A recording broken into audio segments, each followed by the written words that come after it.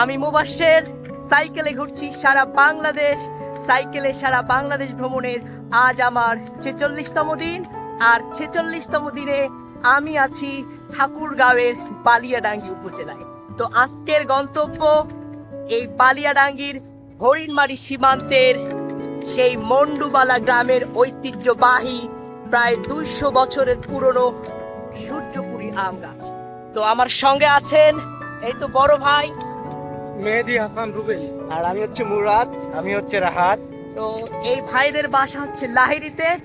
গত দুদিন ধরে তারা আমাকে সর্বাত্মক সহযোগিতা করছেন এই এলাকাটা ঘুরিয়ে ঘুরিয়ে দেখানোর জন্য। তো অনেক গরম, আমি ঘেমে যাচ্ছি, তবুও থেমে যাচ্ছি না, ছুটে চলছি এক প্রান্ত থেকে আরেক প্রান্ত। এই তো কৃষকের জমিতে পানি উঠেছে এবং কৃষকেরা এই পানির মধ্য থেকেই ধান উত্তোলন করছেন। এটা সত্যি বেদনাদায়ক। তো পাশে একটা মসজিদ, তবে কোন মসজিদ নাম জানি না। ভাই এই গ্রামের নাম কি? মেসনি গ্রাম। তো এই মেসনি গ্রামের মধ্য দিয়েই সাইকেল চালিয়ে এগিয়ে চলছি সেই হরিণমারি সীমান্তের আম গাছের দিকে চলছি। এই তো পেয়ে গেছি মেসনি আদর্শ সরকারি প্রাথমিক বিদ্যালয়। তো এই বিদ্যালয়ে কে কে পড়াশোনা করেছিলেন অবশ্যই কমেন্ট বক্সে জানিয়ে দেবেন।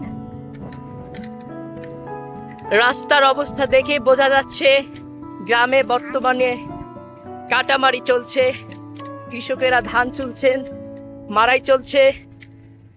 তো আমি প্রায় পারিয়া বাজারের খুব কাছাকাছি চলে এসেছি।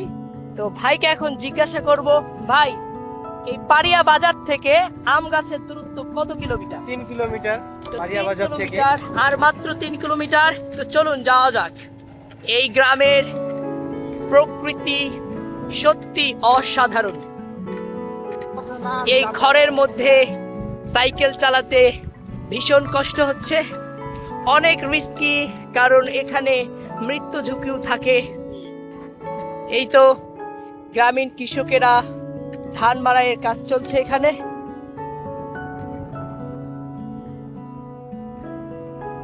গাছটাতে সত্যি অনেক কাঁঠাল। এই তো একদম পারিয়া বাজারে পৌঁছে গেলাম।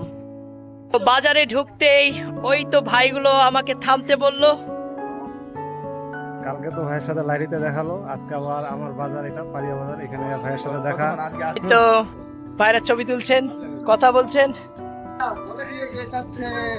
আগে বাজারটা হচ্ছে আমাদের পারিয়া বাজারটা হচ্ছে বালিয়াডাঙ্গির সর্বশেষ সীমান্তের বাজার।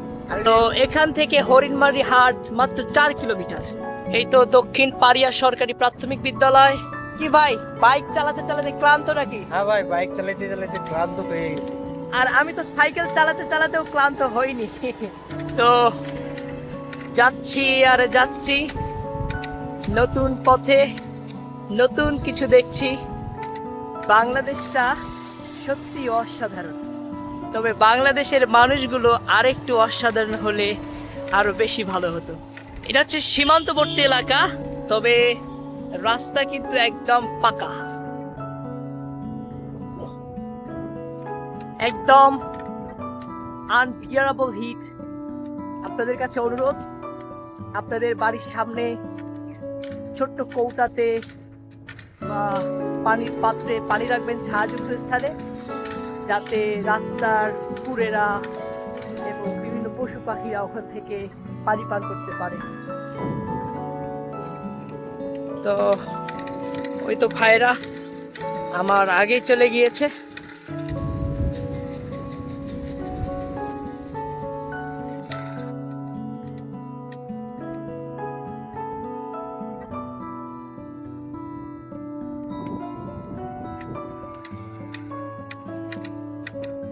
আসলে রাস্তায় তেমন মানুষ নেই, কারণ ভ্যাপসা গরম। আর এই গরমের মাঝে গ্রামের মানুষেরা সব সময় ছায়াযুক্ত স্থানে বসার চেষ্টা করেন। তো এই তো গাছের নিচে টং বানানোর কাজ হচ্ছে। থ্যাংক ইউ ভাইয়া। এই তো ভাই সেলফি নেওয়ার জন্য আমাকে থামালেন। তো এই তো ভাইরা এখানে টঙ্গের কাজ চলছে। ভাই কি টং বানাচ্ছেন? হ্যাঁ অবশ্যই, তো আপনার এলাকায় টংকে কি বলে? বাংলায় খাট বলে আর কি। খাট। হ্যাঁ তো এই তো খাট বানানোর কাজ চলছে। তবে এইটার নাম প্রায় পঞ্চগড়ের ওইদিকে বলা হয় খাড়া, আর আমাদের রংপুরের পীরগঞ্জে বলা হয় টং, আর এইখানে বলা হয় খাট। বাই বাই ভাইয়া, তো চলুন যাওয়া যাক। এই তো স্বাগতম আমজারখোর ইউনিয়ন পরিষদ। হেই বাচ্চারা, কেমন আছো? গরমে সবার অবস্থা হাঁসফাঁস। এই তো গরুকেও গোসল করানো হচ্ছে।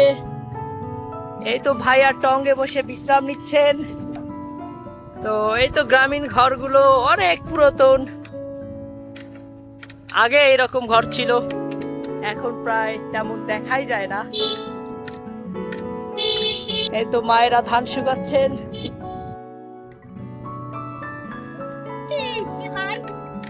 চলছি আর চলছি। হ্যালো,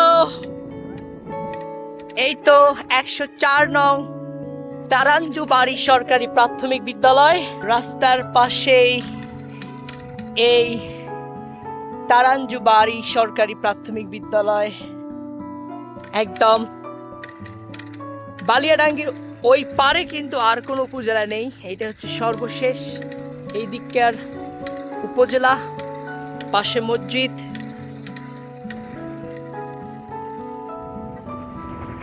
এই তো অনেক দিন পর মহিষের দেখা পেলাম।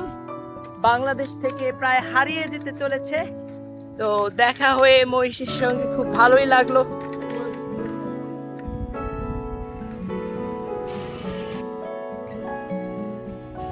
এই তো বর্ডার গার্ড বাংলাদেশ মন্ডুবালা ক্যাম্প।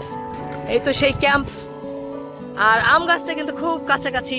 আমি অন্য একটা ভিডিওতে দেখাচ্ছি আম গাছের।